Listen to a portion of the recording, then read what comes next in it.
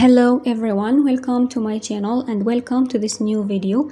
Today we are going to present the first sequence of the fourth year English program, Me Universal Landmarks and Outstanding Figures in History, Literature, Science and Arts.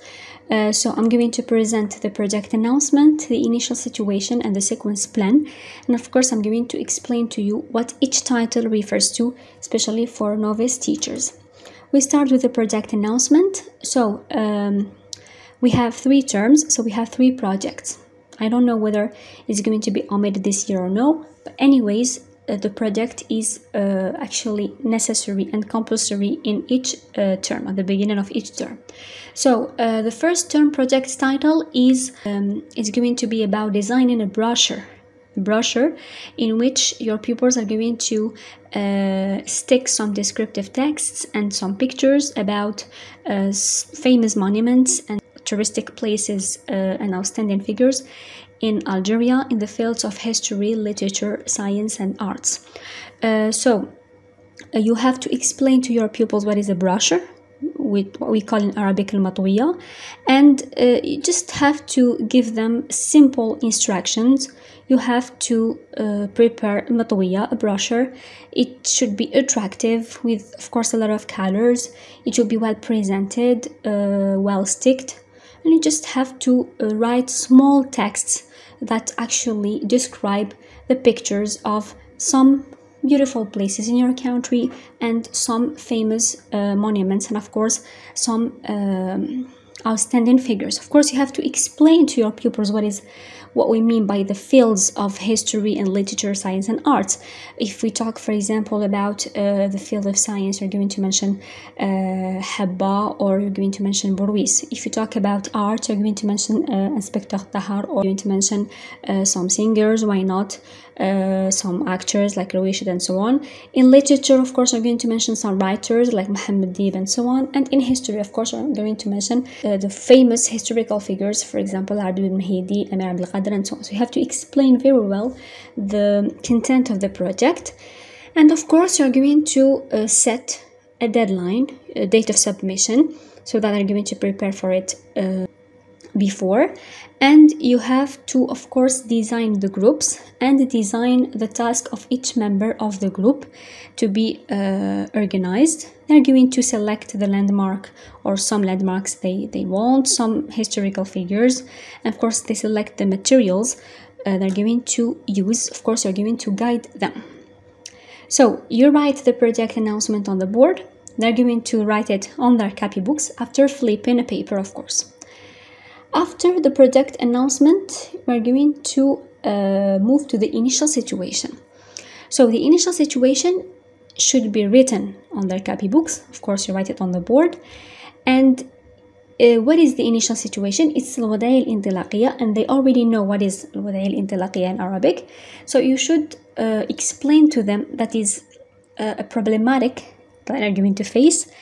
And if they know nothing about the sequence, the topic of the sequence, the grammar, and the vocabulary, they cannot write anything. So you have to explain to them that the initial situation is related to writing. By the end of the sequence, they're going to write something about a given topic, but they are not able to write about this topic now at the moment of presenting the initial situation, because they know nothing about the topic. That's why we call it problematic. So your initial situation, and of course also your project announcement, should be contextualized. It means you have to create a context. So here on the first day of the back to school, your teacher of English has asked you actually to tell her about your summer holidays. So you are going to describe an itinerary, or the itinerary of the trip. So you're going to talk about the trip, and you describe the itinerary of the trip, mentioning the landmarks you visited and the outstanding figures you wrote about during this trip to make people around the world aware of the cultural richness of your country. If you notice, my initial situation includes the topic, includes the context, includes the form of the program they're going to write. You have to describe the itinerary. So you're going to write a report of their trip. And it includes also the objective, something very important. They cannot write something without having an objective. So these 4 points should be included in your initial situation. You're going to write it on their copybooks, and you tell them that this is going to be solved by the end of the sequence. Now we move to the skills. Each sequence contains skills.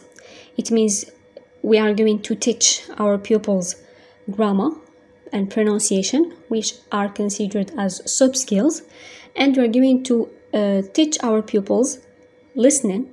So in order to enhance their listening competence, we're going to teach them reading, and we're going to teach them writing. So the 3 skills, of course, speaking is also a skill, which is going to be presented or taught after listening, because listening is a receptive skill and speaking is a productive skill. So they listen in order to be able to speak. And reading is actually a receptive skill, because your pupils are going to receive information, receive some forms, receive some texts, receive some phrases, receive some statements, receive some verbs, nouns, and they're going to produce. And writing is considered as a productive skill because your pupils are going to produce phrases, statements, and verbs and nouns, etc. So these are the skills that are going to be taught. And of course, each skill is going to be related to another skill. How? That's what we call the sequence plan. You cannot teach your pupils listening separately, or you teach them reading separately. For example, you start with listening. You want to make them listen about a trip, listen about an itinerary, listen about a famous figure. You're going to present this at once. No. You have to design a sequence map. What is a sequence map? It means you try to organize your sequence and you create a harmony between the skills in order to be logically presented to the pupils. For example, here in listening, we have a trip, a famous figure, an itinerary, a historical landmark. It means your pupils have to listen about these 4 points. Now, if you want to include historical landmark with a famous figure, or include an itinerary with a trip, you are free. But you have to make them listen to these 4 topics, because they need all this by the end of the sequence to write something. So these are the topics of listening. Then, grammar. Now, in grammar, we have comparative of equality and inequality. We have base and strong adjectives, passive and active voice. Here, I should focus on passive voice in the past tense only. The chronological markers and cause effect. So, you are going to know how to include these lessons in the sequence map.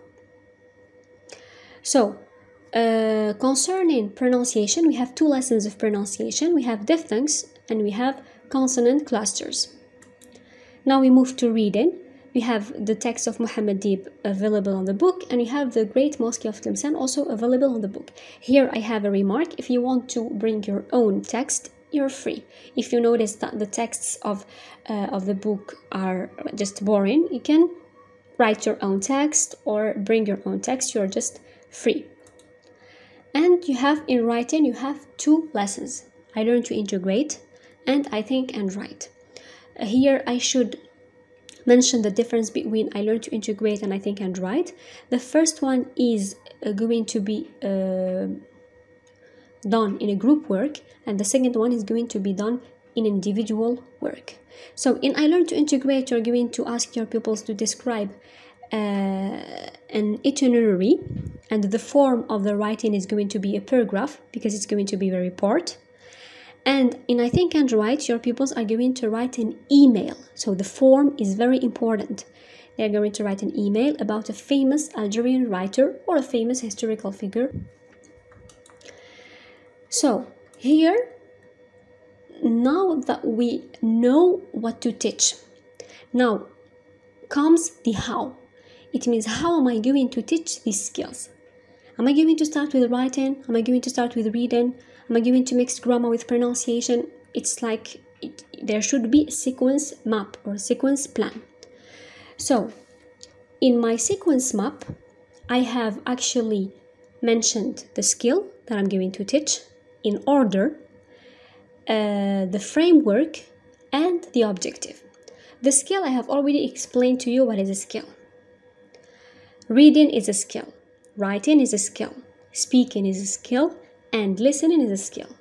Grammar and pronunciation are sub-skills because they are included in the skills, in major skills. Now, what is the framework? Framework, it means simply, it refers to the steps we go through when we present a lesson. Now, listening, reading, writing, and speaking are going to be presented in the same way. They're going to follow the same framework. It means there is a pre-listening or pre-reading or pre-writing, and then there is a during listening or during writing or during reading, and then there is a post-reading or writing or listening. It means before your pupils listen, they're going to get prepared for the listening. That's what we call the pre-listening. And then when they listen, this is the during listening. And then after they listen, they should produce something. This is the post-listening. It's very simple and easy. Now, grammar and pronunciation don't follow the PDP, the pre, during, and post. They follow the PPU. What is a PPU? It's another framework. It refers to the steps that the teacher go through when presenting a grammar lesson or a pronunciation lesson. PPU refers to, we can call them the 3 P's U. It means we have preparation, and then presentation, and then practice, and then use. So the first P stands for presentation, the second P stands for practice, and the third P stands for produce, or the U stands for use. In the third column, we have objective. As I already told you, we cannot present a lesson without an objective. The most important part of a lesson plan is the objective. So we are going to start with the listening lesson. Always a sequence map starts with a listening lesson. So we're going to talk about a trip. So my pupils will be able to talk about a trip using the suitable vocabulary related to landmarks and outstanding figures by the end of the lesson, using the PDP framework. And then I'm going to introduce a grammar lesson, passive and active voice. Here, my listening is going to serve me to introduce or present the grammar lesson, because I'm going to use the context of listening to present the grammar lesson. And then I have presented another listening lesson about itinerary. Logically speaking, in itinerary we talk about what we visited first and what we visited second, and so on. After this lesson, I found logical to introduce the grammar lesson of connectors, because you know, in connectors we have first, after that, before, after, and so on. So the chronological markers or the connectors are going to be the most suitable lesson after itinerary. That's how we designed the sequence map. And then I presented another listening lesson about touristic places. Here you are free, it's optional to introduce it or not. And then pronunciation. Pronunciation should not be taught separately. It should be included in a listening lesson, or included in a grammar lesson, or even in a reading lesson. They should not be presented separately. Then we move to another grammar lesson, which is comparative of equality and inequality, which is related to the listening lesson of touristic places. So that's how I managed to design my sequence map. And of course, after the listenings, pronunciation and grammar, we move to reading, and it's going to be really feasible if you present, for example, a grammar lesson after reading. You can present it after reading. reading does not mean that it's the end of the sequence as it is presented in the book.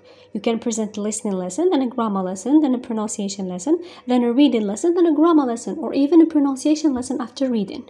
But writing should be presented at the end. So in writing, we have two parts, as I told you. We have I Learn to Integrate, and we have I Think and Write. In I Learn to Integrate, you have to work in groups. Your pupils have to work in groups. And in I Think and Write, they're going to work separately. They're going to work, individually. So, of course, the topics are not going to be the same. The topics of the I Learn to Integrate lesson and I Think and Write lesson should be different. So this is the end of the video. I hope it was useful. If you have any question, leave it in the comments. Thank you so much for watching this video. Take care of yourselves. Goodbye.